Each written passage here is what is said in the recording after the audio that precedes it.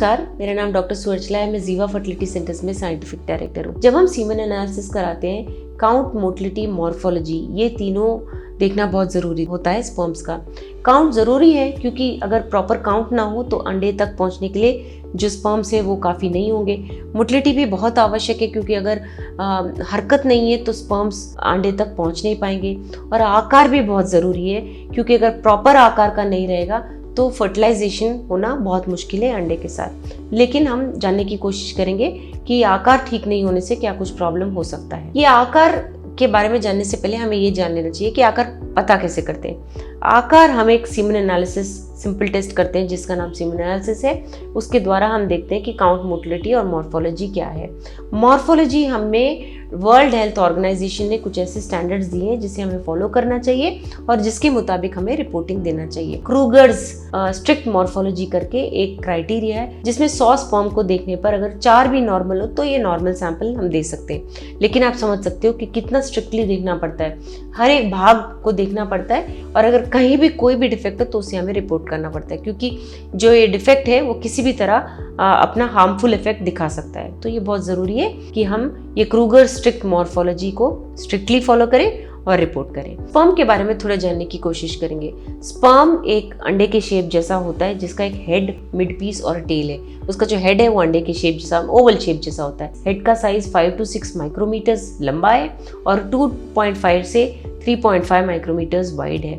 उसके सर के ऊपर एक छोटा सा कैप जैसा एरिया है, कैप नहीं है, एक एरिया है जिसे एक्रोसोम कहते हैं और उस हेड में 40 to 70% न्यूक्लियस ऑक्यूपाई करता है जिसमें आपका सारा डीएनए होता है। अगर कोई अबनॉर्मैलिटी हेड में, नेक में या टेल में हो तो उसे हमें रिपोर्ट करना पड़ता है। और अगर कोई इमेच्योरिटी भी हो, यानी कि अगर स्पर्म मैच्योर लेवल तक नहीं पहुंचा है तो भी हमें रिपोर्ट करना बहुत ज़रूरी होता है। तो ये अक्सर पूछा जाता है कि अगर अबनॉर्मल स्पर्म है तो क्या ये अंडे को फर्टिलाइज कर सकता है? अवश्य कर सकता है। रिसर्च ने देखा है कि अबनॉर्मल स्पर्म्स भी अंडे के अंदर जाके उसे फर्टिलाइज कर सकते हैं, एम्ब्रियो बन सकता है। लेकिन ये जान लीजिए कि अब बहुत ज़्यादा एबनॉर्मैलिटी होने के कारण ये एम्ब्रियो शायद अच्छे क्वालिटी का ना हो, ये शायद गर्भ में डालने के बाद चिपके ना, यानी कि बेबी की तरह फॉर्म ना हो, और अगर हो भी गया तो मिसकैरी भी हो सकता है। मिसकैरी ना हुआ तो जेनेटिक एबनॉर्मैलिटी भी इस बेबी में हो सकता है। तो ये सब प्रॉब्लम्स मॉर्फोलॉजिकल प्रॉब्लम्स की वजह से देखे गए हैं। लेकिन अगर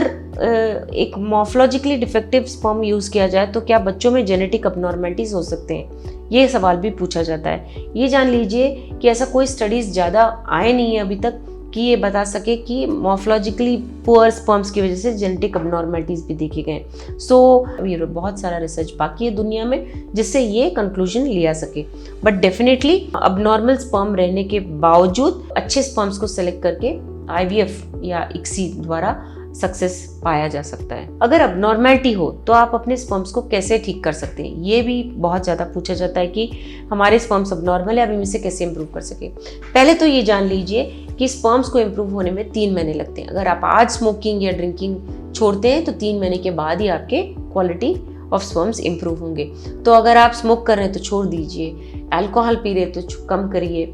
ये सब अगर आप कम करेंगे तो आपके स्पर्म्स के न्यूक्लियस में, DNA में डैमेज कम होगा और स्पर्म की क्वालिटी में इम्प्रूवमेंट होगा।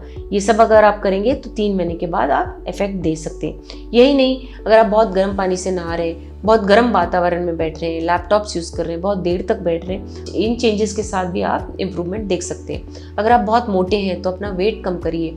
अगर आपको डायबिटीज़ है तो उसे कंट्रोल में लीजिए। अगर आप एक्सरसाइज नहीं कर रहे हैं तो वो सब कीजिए। प्रॉपर डाइट मेंटेन कीजिए। फ्लूइड इंटेक अच्छा होना चाहिए, पानी ठीक से पीना चाहिए।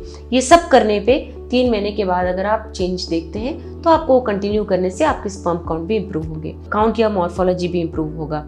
अगर आप इसके बारे में और जानकारी चाहते हैं अवश्य जीवा फर्टिलिटी सेंटर्स आइए। Thank you. हमने इस वीडियो को बनाने में बहुत मेहनत की है, ज़रूर हमें सब्सक्राइब और लाइक कीजिए। Thank you.